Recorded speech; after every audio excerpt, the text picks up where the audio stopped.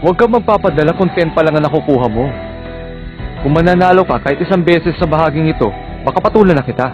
Kung gusto mong manalo, dapat ay marunong kang sumayaw!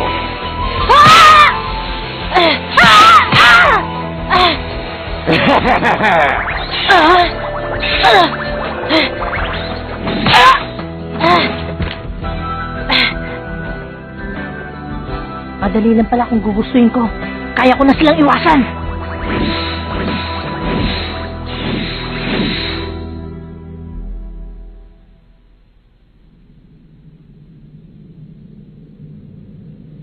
Muntik na mabiyak ang iyong kanang kamay at bungo. Pati balikat mo merong tama. Ang 3 mong tadyang nabalik. Pati binti mo muntik na nilang hindi maibalik. Aabutin ng 4 na buwan bago ka makabawi. Baliw ka talaga. Bakit ba masyadong matigas yung ulo mo, ha? Sabihin mo sa akin ngayon kung ano talaga ang laman ng bukote mo o hindi ka marunong umintindi, ha? Ha? Gusto mo bang matapos ang iyong buhay? Lumalaban ka, hindi mo pa alam ang nen? Kung nagtagal ka ron, baka lagi katulad ka na rin nila. Ang gulo-gulo mo talaga! Para hindi mo naintindihan yung tinuro sa atin yung lalaki na kasalamin! Pasensya ka na. Ang akala ko kasi makakaya ko yung nakalaban ko. Ayos lang! Kaya ko naman tiisin yung tama ko eh. Tsaka hindi naman niya natamaan yung mga delikadong...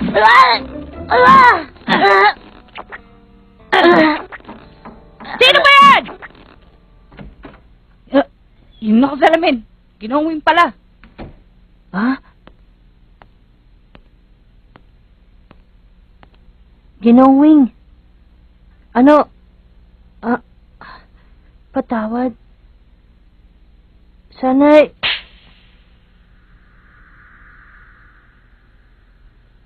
Wala kang karapatang humingi ng tawad sa akin. Ano bang laman ng kokote mo't ginawa mo yon? Gusto mo bang matapos ang iyong buhay? Lumalaban ka na hindi yung paalamang nen. Kung nagtagal ka rin, baka naging katulad ka na rin nila. Ikaw talaga! Yan ang sinabi ko kanina, sir.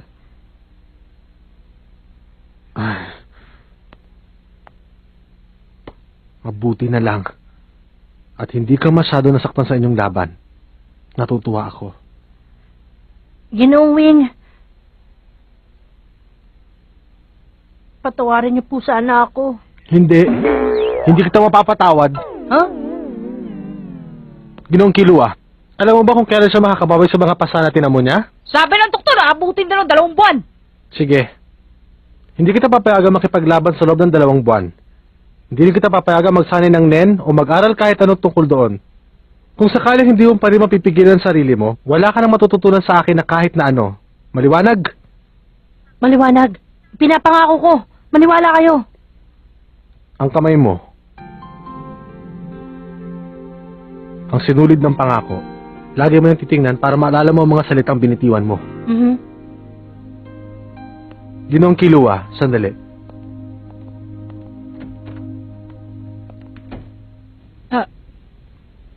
Ginoong Kilua, anong intensyon ng pagpunta mo dito? Bueno, total, tinanong mo na rin sa akin. Kung hindi namin kayo nakita ni Zushi, gusto ko lang naman kumita ng malaking pera. Si Gon naman, gusto niyo sanayin ang kanyang sarili para mapagandaan si Hisoka. Yun lang ang alam ko dahilan. Hisoka? Yung baliw na tagahanga yata ni Gon. Ha! Mukhang mga malalaro yata sa ika-200 palapag gusto makarating sa tuktok ng gusali. Ako? Hindi ako interesado doon. Oo, si Gon. Hindi ko lang alam.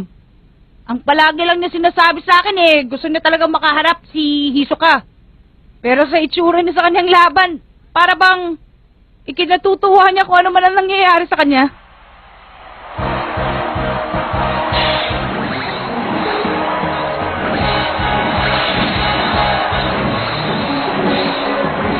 Aba! Ang galing! Walang nakakaalam kung hanggang kailan natatapos ang lawak ito. Siguro ay umaabot sa 50 sunto ang umiikot kayo sa loob ng ring. Huwag kang magpapatama! Ang malalarong si Gon ay umiiwas lamang sa pag-atake ng bawat trupo! Iwasan mo! Ayan! Ito ka! Napakabilis niya! Umiiwas lamang siya ng umiiwas! Ang galing! Nasa 1 oras na niyang iniilaga ng mga trupo! Kahit si Guido ay nagtutulala sa ginagawa ng malalarong si Gon! Susubaybayan ko ang batang ito hanggang sa matapos ang palaro! Itong klase!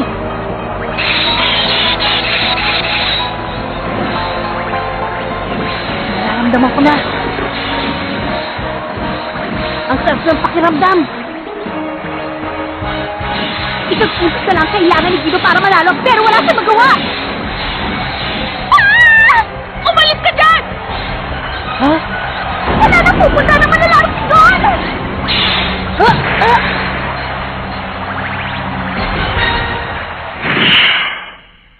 Sinasayang ba na nalilibang siya sa mga nangyari na muntik na niya ikinamatay, ha?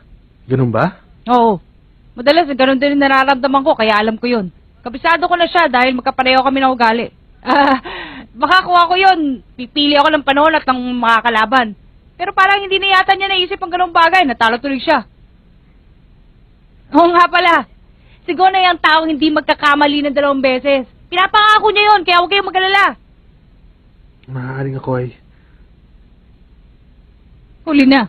Ah, Na-discover na naming 2. Si Gon at saka ako.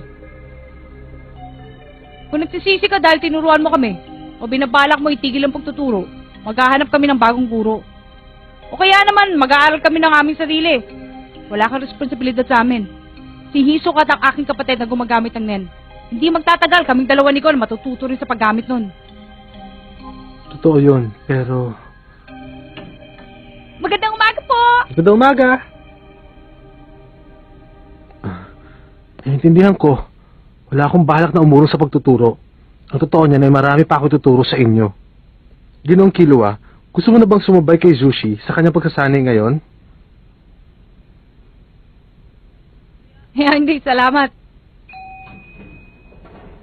Ayaw ko maunahan ang aking kaibigan. Kapag tapos na ang pinangako sa ni Gon, sasabayin ko siya. Ginoong Killua, pakisabi na lang kay Ginoong Gon na pwede na niyang simulan ang pag-iensay ng kanyang NEN. Araw-arawin niya rin ang pagsasanay ng TEN. Siyempre, ganoon din sa'yo.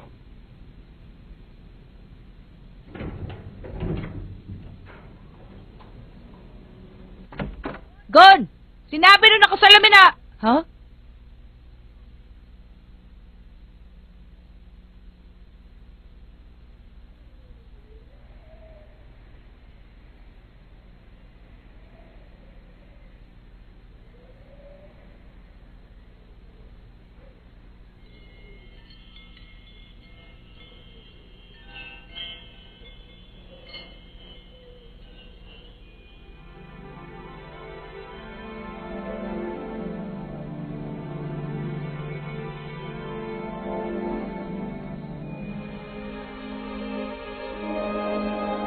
Anong ibig sabihin nun? Ang sabi ko, hindi ka maaari mabigyan dito ng kontrata. Aaminin ko na sa'yo, humanga ako dahil madali mong nakita ang opisinang to na hindi nagpapatulong sa iba.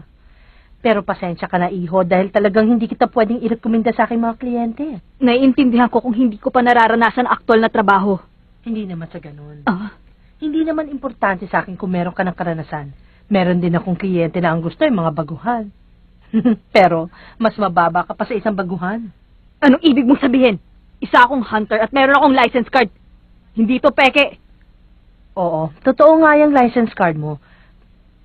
Kaya lang, hindi pa rin natatapos ang pagsusulit mo, bata. Nakikita ko sa'yo. Anong sabi mo?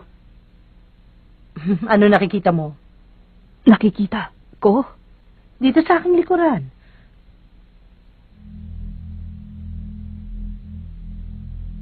Wala kang nakikita?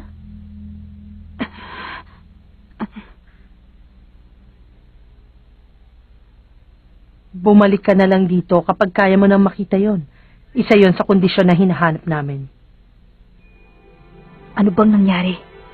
Wala talaga akong makita. Pero may nararamdaman akong kakaiba dun sa loob kanina.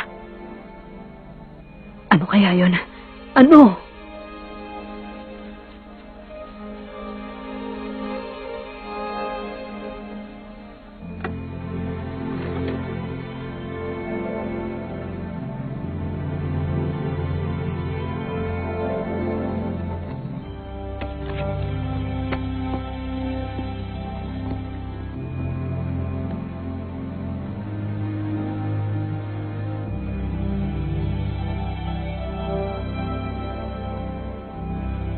Master, sana hindi ako magkamali.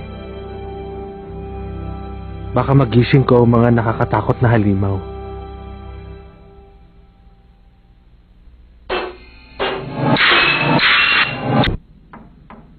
Papasok na ako! Kiluwa! Naunahan mo lang ako eh. Papunta na rin sana ako sa kwarto mo. Teka! Kamusta naman ang mga pilay mo? Anong pila yung sinasabi mo dyan? Malakas yata to. Ibang klase. Isang buwan pa lang, magaling na siya.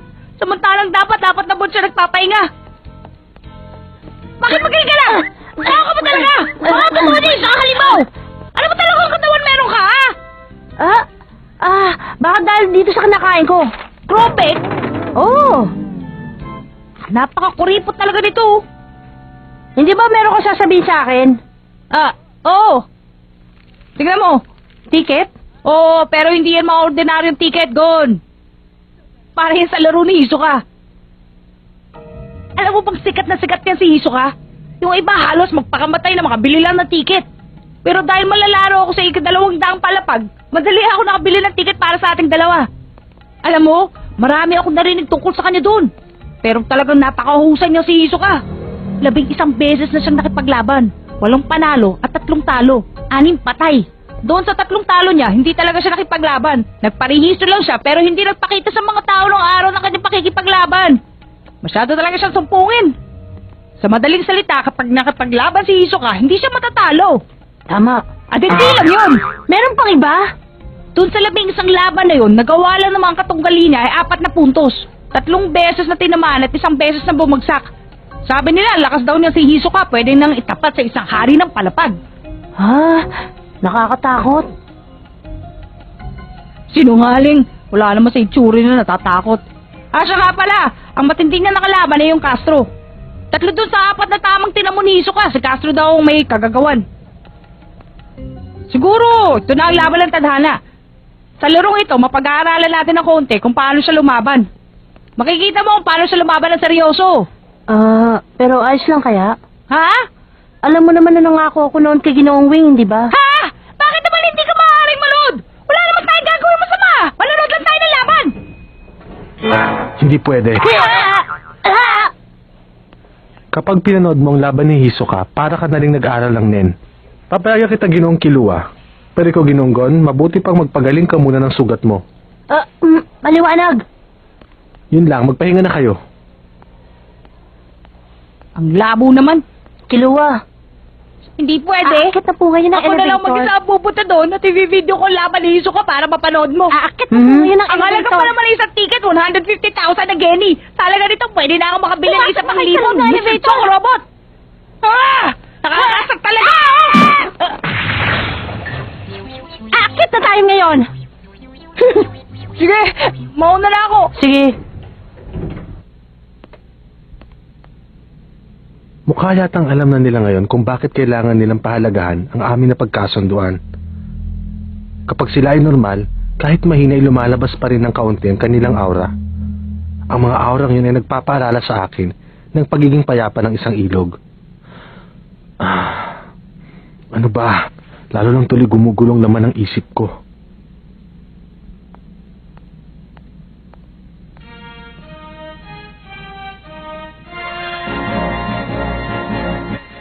Oras na ng labanan. Ngayon ay mapapanood na po natin ang pinakahihintay na laban ng tadhana. Ang mga manlalaro sa labang ito ay si Hisoka laban kay Castro.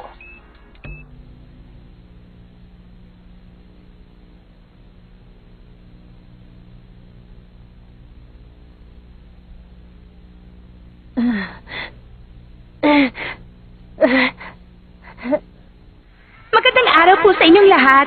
Kitang-kita po natin dito ang ring. Meron pa tayong 1 oras na hihintayin bago magsimula ang laro ng tadhana. Ang unang manlalaro ay merong 8 panalo at 3 talo. Pero ang mga talong yun ay dahil sa hindi na sinipot ang laban. Ang salamangkerong si Hisoka, ang kanyang makakalaban ay merong 9 na panalo at 1 talo. Mula nung matalo siya kay Hisoka, nanalo naman siya ng 9 na sunod-sunod. Panahon na para makapaghiganti si Castro! Ano? Naubos na yung Mr. Choco Robot nyo? Opo, pagpasensyahan niyo na po sana. Teka muna, paano naman nangyari yun? Kasi nung isang araw may pumunta dito at pinilang lahat ng yon.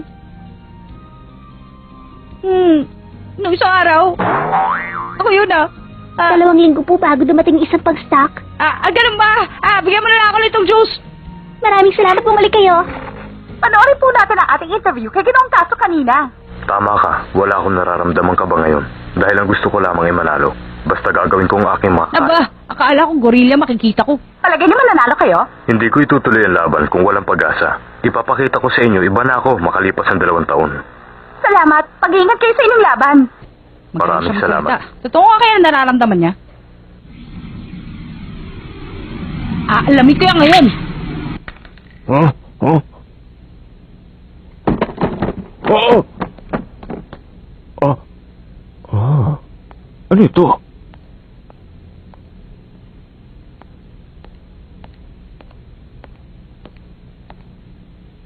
Ayun na siya.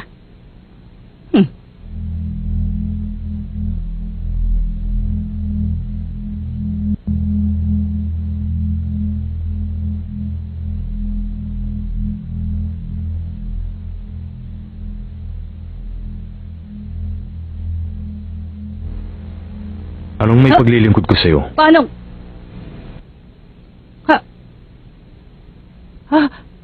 Wala na siya.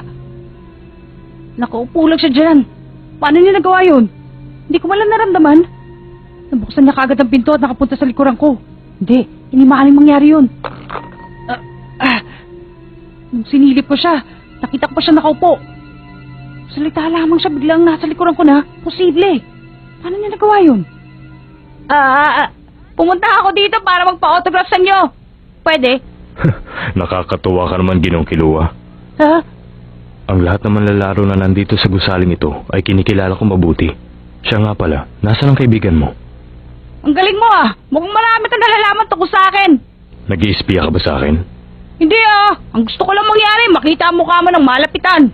Talaga? At ano naman ang tingin mo sa akin, Ginong Kilua? Mahusay ka lumaban. Maraming salamat. Ang ginawa mong pagtatago sa iyong sarili ay may kahusayan din, Ginong Kilua. Kaya lang, kung gagawin mo ulit yun, sana ay bago ka palang umakyat sa palapag na ito. Ha?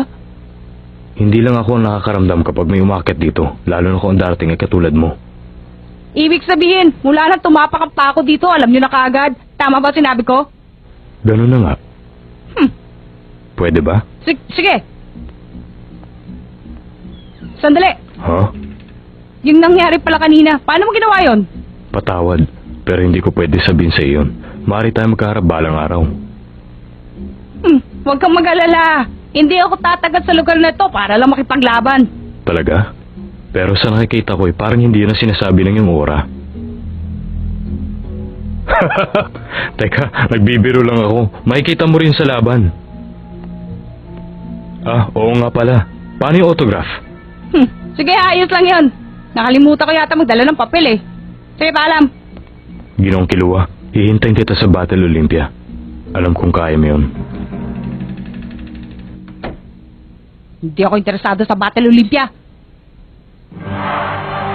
Maraming salamat sa paghihintay. Ito na ang pinakahihintay nating lahat. Ang laban sa pagitan nila Hisoka at Castro. Ito ang kanilang muling pagharap sa pagitan ng 2 taon. Sino kaya sa kanila magtatagumpay? Mananalo po ba kaya muli ang salamangkerong si Hisoka? O makakabawi na si Castro? Ito ang laban ng tadhana! Nagpapasalamat ako sa iyo. Kung hindi mo ako tinalo makalipas ang 2 taon, nasisiguro kung hindi ako lalakas ng ganito ngayon. Anong sinabi mo? Lumakas ka na ngayon? Ito lang ang masasabi ko. Simula nung talunin mo ko, lalo kong sinanay ang sarili ko, hanggang sa matalo ko ang siyam na manlalarong yon. Ginawa ko silang pampainit dahil alam kong darating ang oras na to at mag-aharap tayong muli. Talaga? Ang hirap pala na ginawa mo. Pero, may papangako mo ba naman sa akin na sa paghaharap natin ito ay gaganahan na ako sa'yo? Ano? Sigurado. Ngayon, ang laban sa pagitan ni Hisoka at ni Castro ay magsisimula na. Simula na!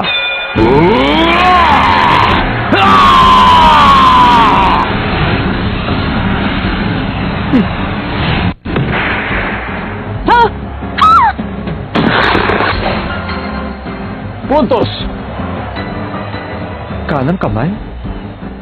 Ganun kabilis nung pumunta siya sa likuran ko. Paano niya nagawa yun? Napakagaling! Lumamang na po ang malalaro si Castro!